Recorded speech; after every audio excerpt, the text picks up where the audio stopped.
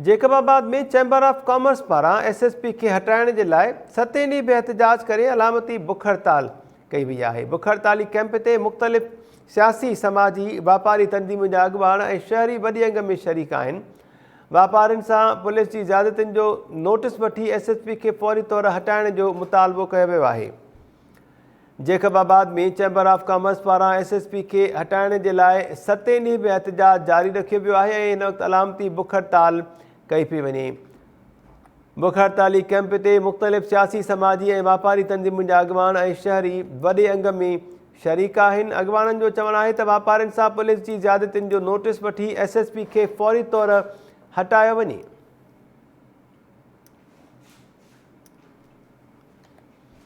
जेकबाबाद में chamber of commerce पारां SSP खे हटाइण जे लाइ 7 ॾींहं बि एहतजाज कयो वियो आहे। अलामती बुख हड़ताल कई पई वञे। बुख हड़ताली कैंप ते मुख़्तलिफ़ सियासी, समाजी ऐं वापारी तंज़ीमुनि जा अॻुवान ऐं शहरी वॾे अंग में शरीक आहिनि। अॻुवाननि जो चवणु आहे त वापारियुनि सां पुलिस जी ज़्यादतियुनि जो नोटिस वठी SSP खे फौरी तौर हटायो वञे। जेकबाबाद में गुज़िरियल केतिरनि ई ॾींहंनि खां वठी चैम्बर ऑफ कॉमर्स ऐं वापारी जेके आहिनि उहे सरापा एहतजाज भरियल आहिनि। SSP जेकबाबाद खे हटाइण जे लाइ बुख हड़ताली कैंप क़ाइमु कई वई आहे। अपडेट्स मालूम कयो था टाइम न्यूज़ जेकबाबाद जे रिपोर्टर अब्दुल गनी खोसो खां। अब्दुल गनी, गुज़िरियल केतिरनि ई ॾींहंनि खां वठी एहतजाज जो सिलसिलो हलंदड़ आहे, छा अपडेट्स आहिनि अव्हां वटि?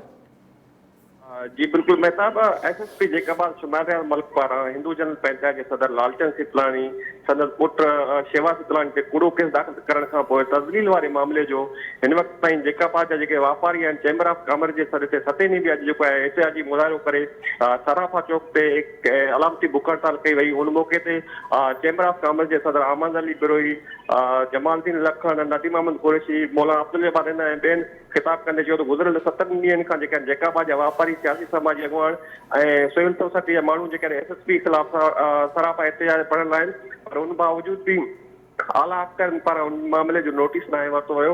उन्हनि जेको आहे बिलावल भुट्टो ज़रदारी खां मुतालबो कयो त हिंदू जनरल पंचायत जेको उनजो सदर लालचंद सितलानी उन सां जेको SSP पारां जेका तज़लील कई वई आहे इन मामले जो नोटिस वरितो वञे, छो त SSP जे इन ज़्यादतियुनि खां पोइ जेको आहे हिंदू जनरल पंचायत तोड़े शहर जा जेके वापारी आहिनि उहे जेके आहिनि गणती में वरितल आहिनि। उन्हनि मुतालबो कयो त SSP खे फौरन हटाए करे ईमानदार ऑफिसर मुक़ररु कयो वञे। ॿी सूरत में जेके आहिनि जेकबाबाद जा वापारी, सियासी, समाजी तोड़े हिंदू बिरादरी जा माण्हू जेके सरापा एहतजाज बढ़ल रहंदा। जी ठीकु आहे अब्दुल गनी खोसो, महिरबानी अपडेट करण जे लाइ।